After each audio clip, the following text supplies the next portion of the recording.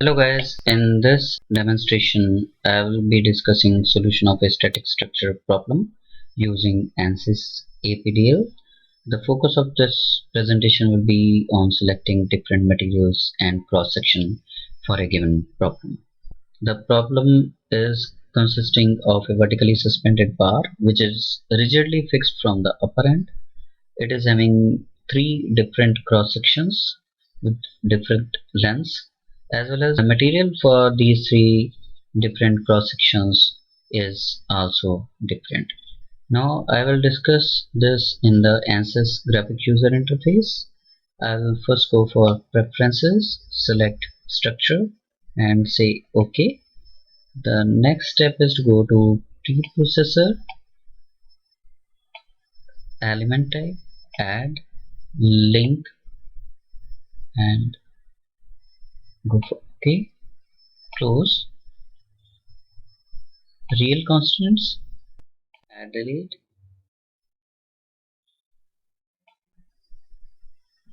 I will define first a real constant of 8 representing the cross section area of the upper portion of the bar.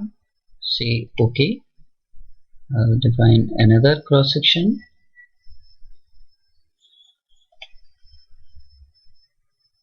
which is numbered real constant 2 with a cross section value of 6. You can see that two real constants have been defined. I will add another one with the same element. You can see that it is number 3 and the area of cross section is 4. So there are three different cross section, with set 1 having area of cross section 8, set 2 having area of cross section 6 and set 3 is having area of cross section 4. Close. I'll go for defining material models. Material model. I am going to define three different materials. Go for isotopic. Say the first one is 200 E9 with a Poisson's ratio of 0.28. Say OK. Now material, new model, material number 2. OK. Isotopic in 180 E9,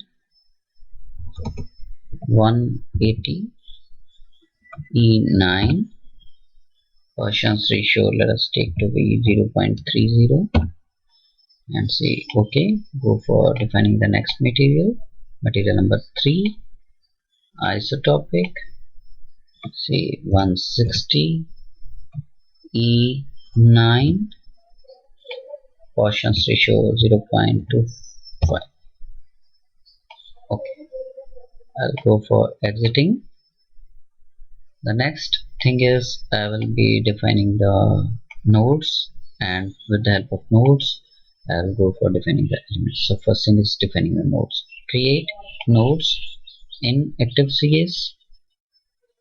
There is no need of writing the node number. Let us assume that the first node, the top one, is at 000 and I will say apply. Let us see the second one is say at -40, say apply. Third one is at -70, say apply, and third one is say 90, say OK. There are total 4 nodes with the help of which I will define 3 elements. Go for defining create elements. First I will check the element attribute for each of the element. So the top element is having element type number is described, material number is 1, real constant number is 1. So let us assume that the topmost element is having these three definitions. I'll say OK. Then auto numbered 2 nodes. Go for selecting 1 and 2 to define this element. Let's say OK. And the next thing is again I will go for checking the element attribute. This time I want material number 2 to be assigned for this and real constant 2 to be defined for this. So I'll say OK and then through nodes and defining these and say OK. My element number 2 has been defined. Let's now go for defining element number 3. You may see that the element number 1 and 2 have suddenly disappeared, but don't care about this because elements are already defined and they are there in the system. It is just a matter of displaying them. I'm just going to select elements and first I will check the element attributes just to check that the proper material number and real constant number are assigned. So I will go for defining assigning material number 3 and real constant number 3 for element number 3 and say OK. Once element attributes are there, then I will go for defining the element through nodes, same procedure, and selecting these starting and ending nodes and say OK. Now these elements have been defined. I can see from the list that my elements are properly defined or not. You see there are 3 elements with different element numbers given. Materials have been assigned properly and real constants are also different for each of these elements. And I will now go for applying loads and boundary conditions. Define loads, apply, structure, displacement. Now the upper node is constrained in all the directions. I will select this, say OK, and select all DOF and say OK.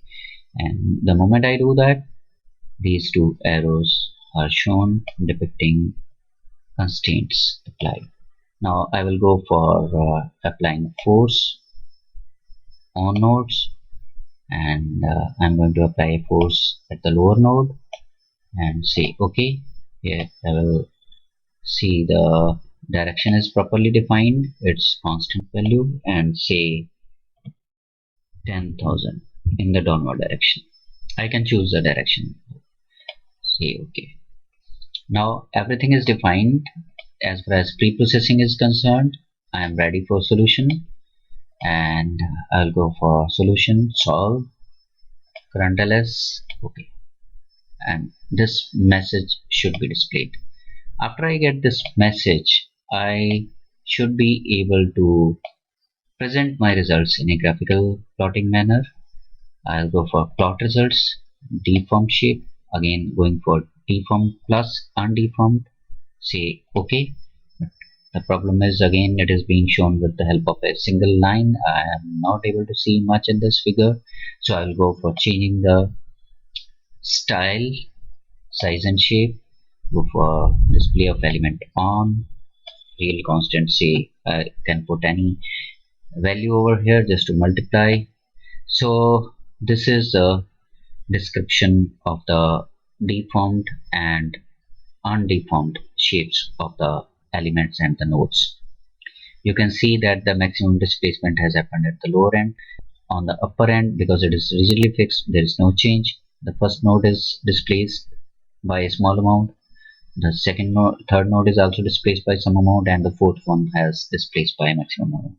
Now I can go for plotting the nodal solution of y component of displacement, and I can see the displacement plot. Now I can list the results. Go to list results, nodal solution, DOF solution, y component, and say OK. So this is giving me the exact value of the displacement of different nodes. Now I can go for element solution and see the stress values, say 1 mysis stresses. OK.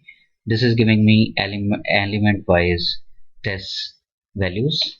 Like for element 1 it is having 1250, element number 2 is 1667, for the third element it is 2500. Now I can go for reaction solution, say Fy, OK, and I see the load applied is being reacted at node number 1. So this completes the problem where we discussed the definition of the material for different elements as well as defining different real constants. Thank you.